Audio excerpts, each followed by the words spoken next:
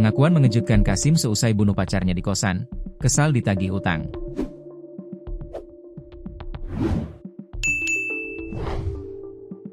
Pengakuan mengejutkan pria bernama Eli Kasim Zakaria Amrullah, 30, pelaku pembunuhan terhadap pacar sendiri, di kamar kosan pelaku.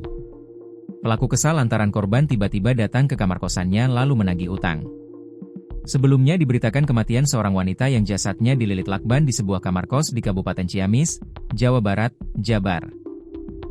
Wanita malang tersebut diketahui berinisial WML, 23. WML dibunuh oleh seorang pria yang merupakan kekasihnya sendiri, yakni Eli Kasim Zakaria Amrullah, 30. Jasad WML ditemukan dalam kondisi mengenaskan di sebuah kamar kos di Pabuaran, RT Januari 22, Kelurahan Ciamis, Kecamatan Ciamis, Kabupaten Ciamis pada Kamis, 17 April 2025, malam.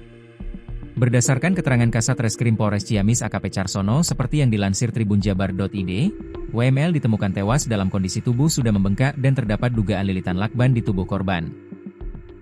Jasad korban ditemukan dalam posisi terbungkus selimut dan plastik, dengan wajah terlilit lakban bening.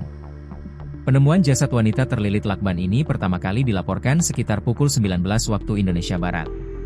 Kemudian petugas kepolisian datang ke tempat kejadian perkara, TKP, sekitar pukul 20 WIB malam, setelah mendapat laporan warga sekitar yang mencium bau menyengat dari salah satu kamar kos. Setelah pintu dibuka paksa, warga menemukan mayat perempuan dalam kondisi terbungkus plastik, bersimbah darah, dan mulai membusuk. Jasad wanita tersebut kemudian dibawa ke Rumah Sakit Umum Daerah, RSUD, Kota Banjar, Jabar, untuk dilakukan autopsi.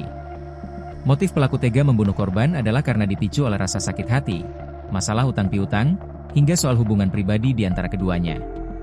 Kapolres Ciamis AKBP Akmal mengungkapkan bahwa peristiwa ini bermula ketika korban mendatangi kamar kos pelaku untuk menagih utang.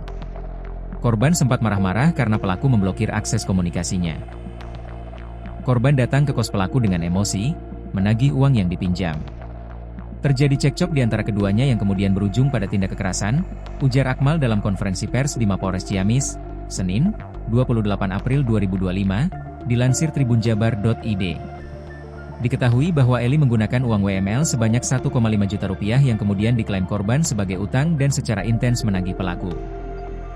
Saat pertengkaran memuncak, pelaku mendorong WML hingga kepala korban membentur kusen pintu kosan. Korban terjatuh dan dalam kondisi terluka, tetapi pelaku tidak berhenti. Eli lalu memukul kepala WML berulang kali menggunakan tangan kosong dan mencekik leher korban dari belakang menggunakan ikat pinggang. Eli yang sudah dalam keadaan marah itu lalu melihat isi percakapan WhatsApp, korban dengan laki-laki lain. Hal tersebut semakin menyulut emosi pelaku hingga ia mengambil sebilah pisau dapur dari kamar kos dan menusukkannya ke leher WML. Namun, pisau malah patah yang kemudian patahannya digoreskan ke leher korban sehingga menyisakan luka. Pelaku lalu menginjak leher dan dada korban berkali-kali untuk memastikan korban meninggal dunia. Ini menunjukkan adanya kekerasan berlapis terhadap korban, kata Akmal.